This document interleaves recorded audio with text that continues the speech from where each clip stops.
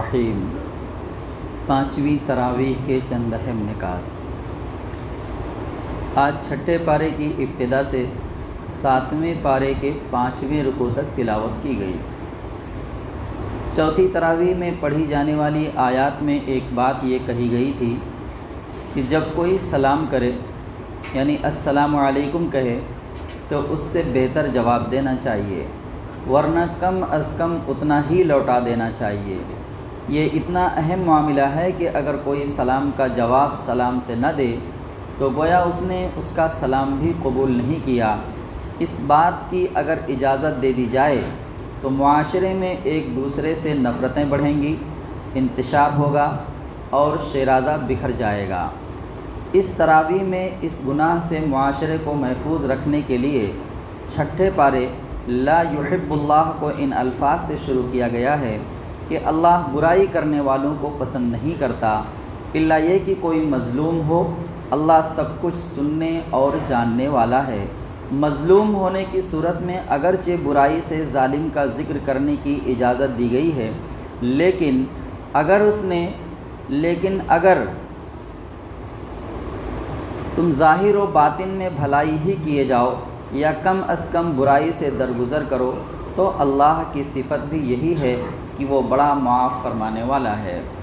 سلام کا معاملہ اتنا اہم ہے، جیسا کہ ابھی ہمارے سامنے بات آئی، اگر ہم کسی کے سلام کا جواب نہ دیں تو اس کے دل میں طرح طرح کے خیالات آنے لگ جاتے ہیں کہ پتہ نہیں کیوں سلام کا جواب نہیں دیا، مجھ سے کوئی غلطی ہو گئی، یا اس کے بارے میں غلط گمان آنے لگ جاتا ہے، لگتا ہے ایسا ہو گیا ویسا ہو گیا، طرح طرح کی باتیں۔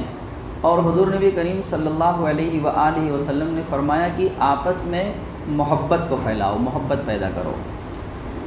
تو صحابہ کرام نے سوال کیا، یہ اختیار اپنے ہاتھ میں تو ہے نہیں کہ کسی کے دل میں اپنی محبت ڈال دی جائے۔ سوال کہ آخر کیا طریقہ اس کے لیے اختیار کیا جائے؟ تو اللہ کے رسول صلی اللہ علیہ وآلہ وسلم نے فرمایا کہ آپس میں سلام کو پھیلاؤ، سلام کو پھیلاؤ۔ سلام کرنے کے لیے مسلمان ہونا کافی ہے، پہچان کا ہونا ضروری نہیں ہے، پہچان کا ہونا ضروری نہیں ہے۔ آدمی آپ کو مسلمان دکھا، بس اس کو سلام کر لیا جائے، اس سے آپس میں ایک دوسرے سے محبت پیدا ہوتی ہے۔ کبھی ایسا ہوتا ہے کہ کہیں ادھر ادھر ملاقات ہوئی اور آپ کے ساتھ پہچان والا کوئی آدمی ہے اور وہاں پر اگر سلام ایک دوسرے سے ہوا تو جو پہچان کا شخص ہے وہ سوال کرتا ہے کون ہے، تو ہم بھی جواب دیتے ہیں کہ یار معلوم نہیں کون ہے مگر سلام دعا تو ہوتی رہتی ہے نا؟ یہی جواب ہوتا ہے ہمارا، سلام دعا تو ہوتی رہتی ہے، معلوم نہیں ہے کون ہے، مگر یہ سلام سے اتنی انسیت پیدا ہو گئی ہے، اتنی محبت پیدا ہو گئی ہے کہ ہم اس کا ذکر خیر کر رہے ہیں۔ یہ سلام کی برکت ہے۔ تو آپس میں ایک دوسرے کو سلام کریں۔ سلام کے لیے مسلمان ہونا کافی ہے، پہچان کا ہونا ضروری نہیں ہے۔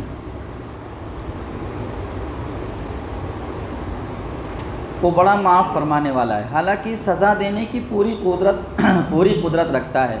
گویا بتایا گیا کہ عفو درگزر کی عادت ڈالو۔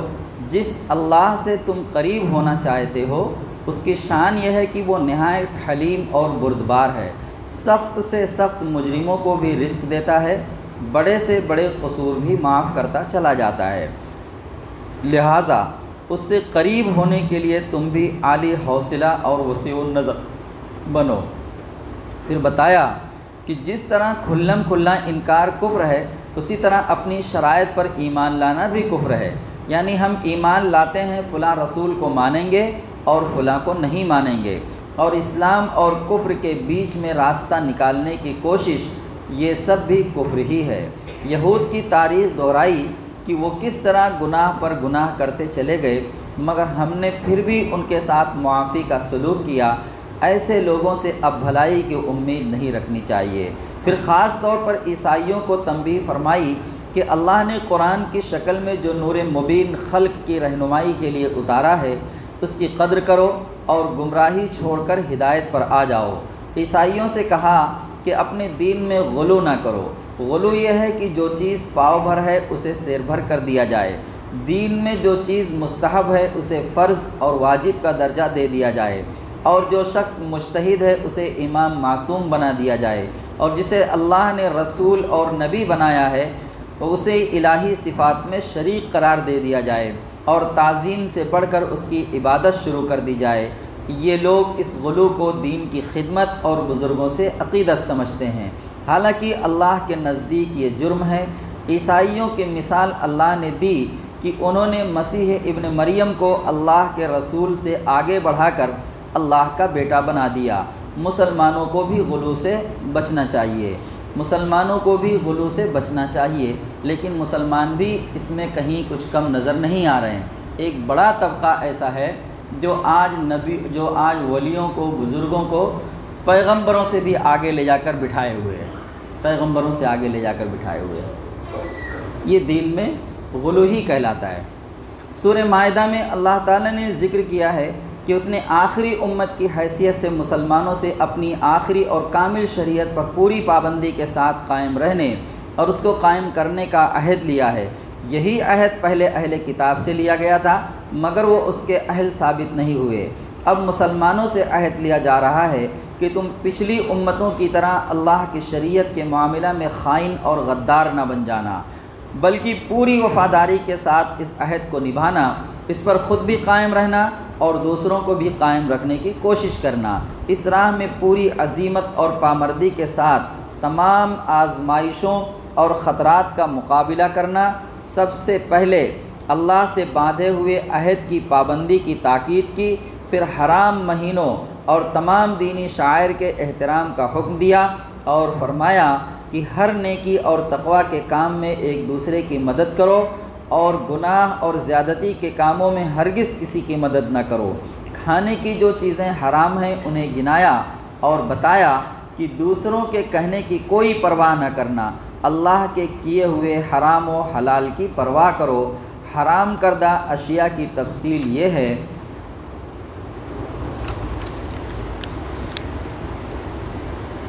مردار جانور جو طبعی موت مر گیا ہو، خون جو بہتا ہوا ہو، اسے پینا کھانا جائز نہیں۔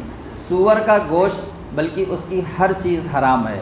وہ جانور جو خدا کے سوا کسی اور کے نام پر ذبح کیا گیا ہو، یا جس کو ذبح کرنے سے پہلے یہ نیت کی گئی ہو کہ یہ فلاں بزرگ یا فلاں دیوی دیوتا کی نظر ہے۔ حقیقت یہ ہے کہ جانور ہو یا غلہ یا کوئی اور کھانے کی چیز، دراصل اس کا مالک صرف اللہ تعالی ہے، اور اللہ ہی نے وہ چیز ہم کو عطا کی ہے۔ لہٰذا اعتراف نعمت یا صدقہ یا نظر و نیاز کے طور پر اگر کسی کا نام ان چیزوں پر لیا جا سکتا ہے تو وہ صرف اللہ ہی کا نام ہے۔ اس کے سوا کسی دوسرے کا نام لینا یہ معنی رکھتا ہے کہ ہم خدا کے بجائے یا خدا کے ساتھ اس کی برتری بھی تسلیم کر رہے ہیں اور اس کو بھی منعم سمجھتے ہیں۔ وہ جانور بھی حرام ہے جو مختلف اسباب کی بنا پر مر گیا ہو، جیسے گلا گھونٹ کر یا چوٹ کھا کر یا بلندی سے گر کر یا ٹکر کھا کر مر گیا ہو، یا کسی درندے نے اسے پھاڑ کھایا ہو۔ البتہ جسے ہم نے زندہ پا کر اللہ کے نام سے ذبح کر دیا ہو وہ جانور حلال ہے۔ وہ جانور بھی حرام ہے جو کسی آستانے پر ذبح کیا گیا ہو۔ اس سے مراد وہ سب مقامات ہیں جن کو غیر اللہ کی نظر و نیاز چڑھانے کے لیے لوگوں نے مخصوص کر رکھا ہو، خواہ وہاں کوئی پتھر یا لکڑی کی مورت ہو یا نہ ہو۔ پاسوں یا فالگیری کے ذریعے جو تقسیم کر رکھا ہو وہ بھی حرام ہے۔ مشرکانہ فالگیری جس میں کسی دیوی دیوتا سے قسمت کا فیصلہ پوچھا جاتا ہے یا غیب کی خبر دریافت کی جاتی ہے یا باہمی نزاعات کا تصفیہ کرایا جاتا ہے، مشرکین مکہ نے اس غرض کے لیے کعبہ کے اندر حبل دیوتا کو مخصوص کیا تھا۔ اس کے استھان میں 7 تیر رکھے ہوئے تھے جن پر مختلف الفاظ لکھے تھے۔ کسی کام کے کرنے یا نہ کرنے کا سوال ہو، گمشدہ کا پتہ لگانا ہو، خون کا فیصلہ مطلوب ہو، حبل کے پاسادار کے پاس پہنچ کر نذرانہ دیتے، دعا مانگتے، پھر تیروں کے ذریعے فال نکالا جاتا۔ جو تیر بھی نکلتا اسے حبل کا فیصلہ سمجھا جاتا۔ توہم پرستانہ فالگیری جیسے رمل، نجوم، شگون، نشتر بھی حرام ہے۔ نیز جوئے کی قسم کے وہ سارے کھیل جن میں انعامات کی تقسیم حقوق اور خدمات اور عقلی فیصلوں پر رکھنے کے بجائے محض اتفاقی امر نمبرات پر رکھ دیا جائے، جیسے لاٹری، معمے وغیرہ۔ البتہ قرعہ اندازی کی صرف وہ سادہ صورت اسلام میں جائز ہے جس میں دو برابر کے جائز کاموں یا حقوق کے درمیان فیصلہ کرنا ہو۔ کہ لاٹری وغیرہ کی باضابطہ دکانیں ہمارے ممرہ میں بھی اکثر گلیوں میں نظر آتی ہیں، یہ ہمارے لیے ڈوب مرنے اور شرم کی بات ہے۔ ہم بڑے فخر سے یہ کہتے ہیں کہ یہ مسلم اکثریتی محلہ ہے، اس کے باوجود اگر اس طرح کی چیزیں اس محلے میں نظر آئیں تو یہ ہمارے لیے معیوب بات ہے۔ کیسے کہیں گے ہم اپنے آپ کو مسلمان؟ کیسے کہیں گے کہ ہم یہ مسلم اکثریتی علاقہ ہے؟ اگر مسلم اکثریتی علاقہ ہے تو ایسی چیزیں تو یہاں تو دور دور تک دکھائی نہیں دینی چاہیے کہ ہم اور آپ مسلمان ہیں اور مسلمان ہونے کے باوجود ایسی چیزوں کا ارتکاب کر رہے ہیں جس کو واضح طور پر ہماری کتاب، جسے ہم اللہ کی طرف سے وحی کی ہوئی کتاب مانتے ہیں، ہمارا اس پر ایمان ہے، اگر ہمارا ایمان نہیں رہے گا تو ہم مسلمان کہلانے کے حقدار نہیں ہیں۔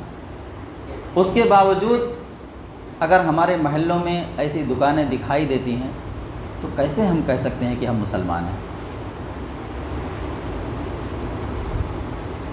اسلام میں قرعہ اندازی 4-5 حصے لگے ہوں یا 2-3 ہوں، برابر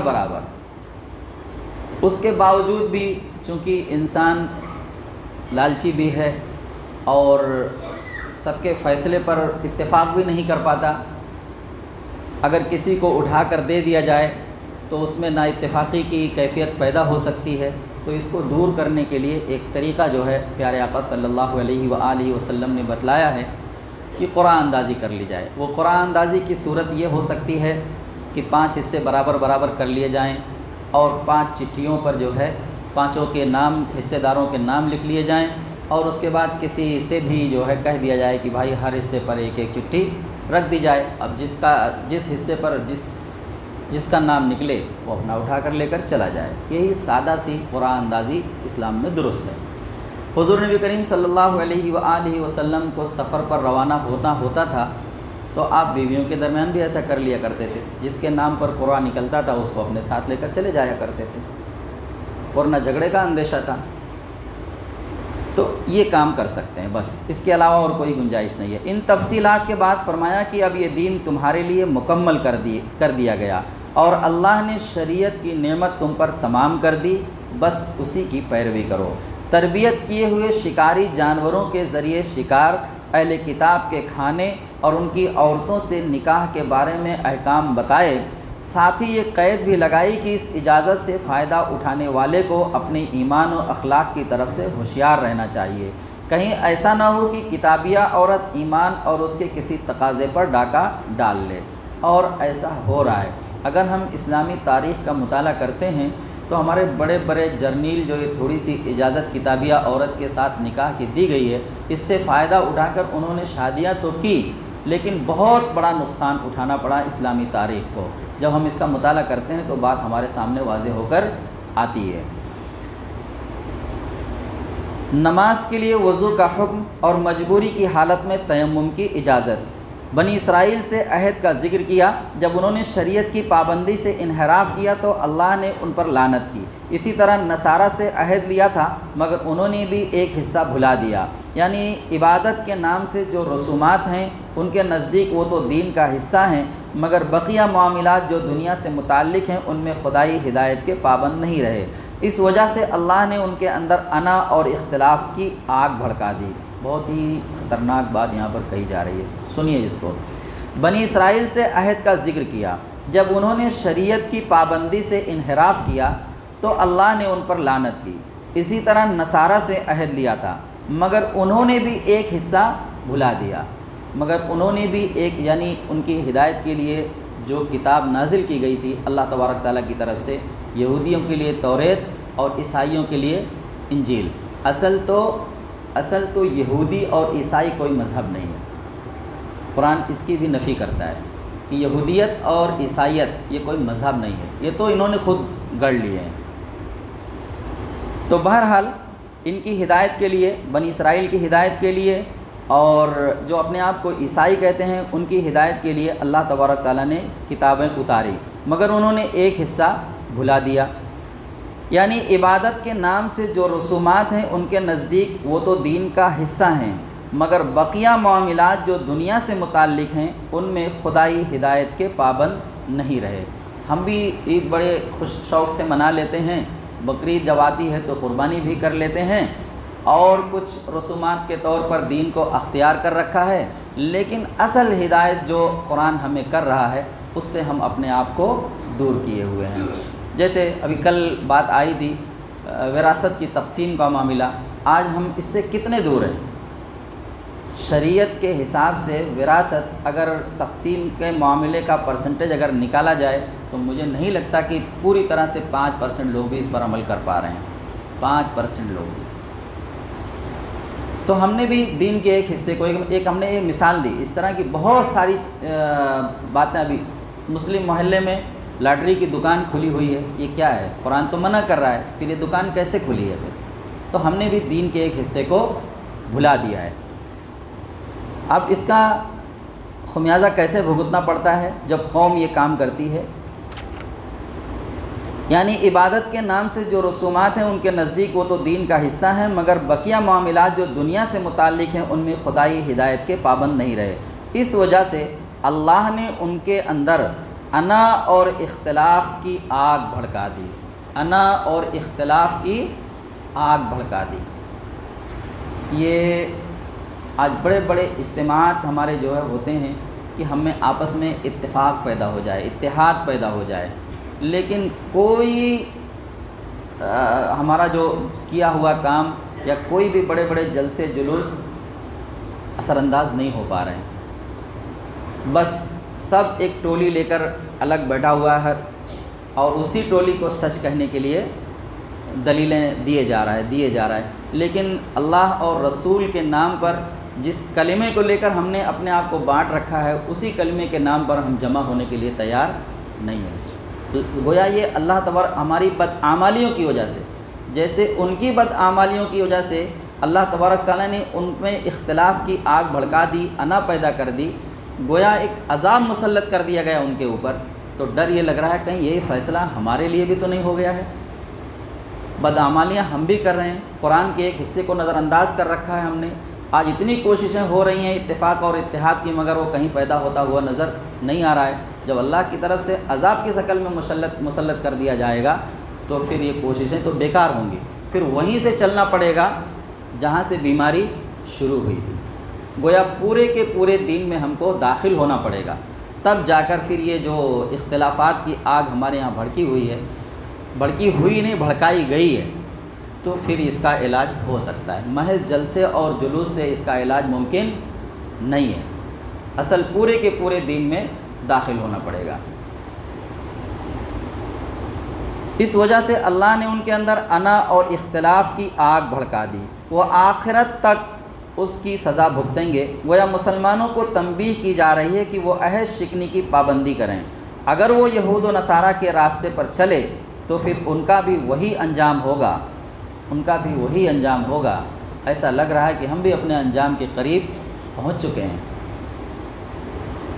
ان آیات کی روشنی میں ہم تاریخ کو دیکھ سکتے ہیں اور اپنے زوال کے اسباب کو بھی جان سکتے ہیں اور اس سے نکلنے کا راستہ بھی پا سکتے ہیں۔ تو پتہ یہ چلا صرف جلسے اور جلوس سے یہ اتفاق اور اتحاد پیدا ہونے والا نہیں ہے۔ اتحاد اور اتفاق پیدا ہوگا جب ہم پورے کے پورے اپنے آپ کو دین میں داخل کر لیں گے، تو اللہ کی طرف سے یہ فیصلہ ہوگا، پھر تب جا کر یہ اتفاق و اتحاد پیدا ہو پائے گا۔ ورنہ ہم یہ دیکھتے ہیں کہ بڑی شد و مت کے ساتھ، کوششوں کے ساتھ اور بڑے جوش و خروش کے ساتھ کبھی ایک کوشش کی جاتی ہے، تنظیم بنتی ہے، کچھ دن کام بھی کرتی ہے، اس کے بعد پھر وہ ٹوٹ کا شکار ہو جاتی ہے۔ پھر اللہ نے بنی اسرائیل کا وہ واقعہ دہرایا کہ اس نے اپنے فضل سے انہیں نوازا اور فتح و نصرت کے وعدے کے ساتھ بشارت دی کہ فلسطین کی مقدس زمین تمہاری منتظر ہے، جاؤ اور اس پر قبضہ کر لو۔ مگر قوم میں بچھڑے کی پوجا یعنی دنیا پرستی نے اتنی بزدلی پیدا کر دی تھی کہ وہ کہنے لگے، اے موسیٰ، تو اور تیرا رب جا کر پہلے لڑ کر فتح حاصل کر لیں تو ہم آ جائیں گے، اس پر اللہ نے 40 سال کے لیے ان پہ ارض مقدس کو حرام کر دیا اور انہیں صحرا میں بھٹکنے کے لیے چھوڑ دیا۔ پتہ یہ چلا کہ شرک سے انسان کے اندر بزدلی پیدا ہوتی ہے، شرک سے انسان کے اندر بزدلی پیدا ہوتی ہے۔ ہمیں اپنے آپ کو اس بیماری سے بچانا ہوگا، ورنہ اب کہا تو یہ بھی جا سکتا ہے کہ اگرچہ ہم بچڑے کی یا کسی مورتی کی پوجا تو نہیں کر رہے ہیں، لیکن کہیں نہ کہیں لگانا پڑ رہا ہے، کسی نہ کسی زاویے سے یہ بیماری ہمارے اندر داخل ہوتی ہوئی نظر آ رہی ہے۔ اللہ کے رسول صلی اللہ علیہ وآلہ وسلم نے اسے بھی شرک کہا ہے کہ اگر آپ نماز پڑھ رہے ہوں اور آپ کے بازو میں کوئی آدمی آ کر بیٹھ گیا اور اس کے بیٹھنے کی وجہ سے اگر آپ نے اپنے رکوع اور سجود کو طویل کر دیا، لمبا کر دیا، تو گویا آپ نے شرک کا عمل کیا۔ اگرچہ اس کو شرک اصغر کہا ہے لیکن شرک قرار دیا ہے۔ تو ہم ایسے کتنے کام کرتے ہیں جو لوگوں کو دکھانے کے لیے کرتے ہیں، اللہ کو دکھانے کے لیے نہیں کرتے، اللہ کے لیے نہیں کرتے، لوگوں کے لیے کرتے ہیں۔ تو یہ ہم کون سا عمل کر رہے ہیں؟ تو جتنا ہم اس عمل سے قریب ہوتے جائیں گے، بزدلی ہمارے اندر اتنی پیدا ہوتی جائے گی۔ ہمیں پوری طرح سے اللہ کو ہی عبادت کے لائق سمجھنا ہے، ماننا ہے اور اس کا ثبوت بھی دینا ہے، اس کا ثبوت بھی دینا ہے۔ پھر اللہ نے بنی اسرائیل کا وہ واقعہ بہت تفصیل کے ساتھ قرآن مجید کے اندر بنی اسرائیل کے اس واقعے کا ذکر کیا ہے، اور 40 سال تک بنی اسرائیل کو یہ سزا دی اللہ تبارک تعالیٰ نے کہ اسی صحرائے سینا میں وہ بھٹک رہے ہیں اور ان کو بستی تک جانے کا راستہ ہی نہیں مل رہا ہے۔ یہیں پر ان کے لیے منہ و سلوہ اتارا گیا اور یہیں پر پھر موسیٰ علیہ السلام کا انتقال بھی ہو جاتا ہے۔ مسلمانوں کو تاکید کی کہ حدود الہی پر قائم رہیں اور شریعت کی پابندی کو اللہ کے قرب کا ذریعہ بنائیں۔ اصل الفاظ یہ ہیں کہ اے ایمان لانے والو، اللہ سے ڈرتے رہو اور اس کے قرب کا ذریعہ تلاش کرو۔ ذریعہ یعنی وسیلہ وہی ہے جس کا ذکر اللہ نے حبل اللہ یعنی اللہ کی رسی کے نام سے کیا ہے، یعنی اسلام کو مضبوطی سے مل کر پکڑ لو اور پوری مستعدی سے اللہ کے احکام کی پابندی کرو اور خدا کی راہ میں اپنی قوتیں لگا دو۔ خدا کے عذاب سے یہی چیز چھٹکارا دلانے والی ہے، اس کے سوا کوئی چیز نفع نہیں پہنچائے گی۔ چوری کی سزا بتائی کہ چور کا ہاتھ کاٹ دو اور اس سزا کو بے رعایت نافذ کرو۔ اس کی تفصیل یہ ہے کہ چوری 10 درہم سے زیادہ کی ہو، معمولی چیزوں کے چرانے پر ہاتھ نہ کاٹا جائے گا۔ امانت میں خیانت کیا تو اس کے لیے یہ سزا نہیں ہے۔ کھانے پینے کی چیزوں کی چوری، پرندوں کی چوری، بیت المال سے چوری، ترکاریاں، پھل کی چوری میں ہاتھ نہ کاٹا جائے گا۔ اس کا مطلب یہ نہیں ہے کہ بالکل سزا نہیں دی جائے گی، بلکہ قاضی اپنی ثوابدید کے مطابق مجرم کو سزا دے سکتا ہے۔ البتہ جو لوگ ڈاکہ زنی کرتے ہیں اور کھلم کھلا خدا اور رسول سے لڑتے ہیں، اسلامی حکومت کے صالح نظام سے جنگ کرتے ہیں، ان کی سزا یہ ہے کہ انہیں قتل کر دیا جائے یا سولی دے دی جائے یا ان کے ہاتھ پاؤں مخالف سمتوں سے کاٹ دیے جائیں یا جلا وطن یعنی تڑی پار کر دیے جائیں۔ یہ رسوا کن سزا دنیا میں ہے اور آخرت میں ان کے لیے اس سے بڑی سزا ہے۔ البتہ پکڑے جانے سے پہلے وہ توبہ کر لیں تو وہ سزا سے بچ سکتے ہیں۔ قسموں کو پورا کرنے کی تاکید کی اور اگر کسی جائز سبب سے قسم توڑنی پڑے تو اس کا کفارہ ادا کرنے کا حکم دیا کہ 10 مسکینوں کو اوسط درجے کا کھانا کھلاؤ یا انہیں کپڑے پہناؤ یا ایک غلام آزاد کرو، ورنہ 3 دن کے روزے رکھو۔ پھر بتایا کہ شراب، جوا اور خدا کے سوا کسی چیز کو عبادت کے لیے گڑھنا یہ سب شیطانی کام ہے، تاکہ شیطان ان چیزوں کے ذریعے تمہارے درمیان عداوت اور بغض ڈال دے اور تمہیں خدا کی یاد اور نماز سے روک دے۔ نبی صلی اللہ علیہ وآلہ وسلم کو ہدایت کی کہ آپ بالکل نڈر ہو کر اہل کتاب سے کہہ دیں کہ اگر تم توریت، انجیل اور اس قرآن کو قائم نہ کرو تو پھر اللہ کے ہاں تمہاری کوئی حیثیت نہیں، خدا سے صرف ان کی نسبت حاصل ہوگی جو ایمان اور عمل صالح سے نسبت قائم کریں گے۔ نصارہ کے کفر کو بیان کیا کہ انہوں نے عیسیٰ علیہ السلام کی تعلیمات کے بالکل خلاف حلول یعنی خدا کے حضرت عیسیٰ علیہ السلام اور مریم علیہ السلام میں اتر آنے اور اسی طرح 3 خداؤں کے عقیدے گڑھ لیے۔ اس کے بعد حضرت عیسیٰ علیہ السلام اور مریم علیہ السلام کا اصل مرتبہ ظاہر کیا۔ بنی اسرائیل پر حضرت داؤد علیہ السلام اور عیسیٰ علیہ السلام کی لعنت کا حوالہ دیا اور بتایا کہ یہ کیسے کتاب اور ایمان کے دعوے دار ہیں کہ مسلمانوں کے مقابلے میں بت پرستی کرنے والے مشرکین مکہ کو ترجیح دیتے ہیں اور انہیں بہتر بتاتے ہیں۔ یہ سب ان کی اسلام دشمنی ہے۔ آج پڑھا جانے والا آخری رکوع اس سے آگے کی رکوع کی تمہید ہے، اس لیے کل کے خلاصے میں اس کا خلاصہ آئے گا۔ اللہ تبارک تعالیٰ سے دعا ہے کہ اللہ تعالیٰ ہم سب کو قرآن پڑھنے، اس کو سمجھنے اور اس پر عمل کرنے کی توفیق عطا فرمائے۔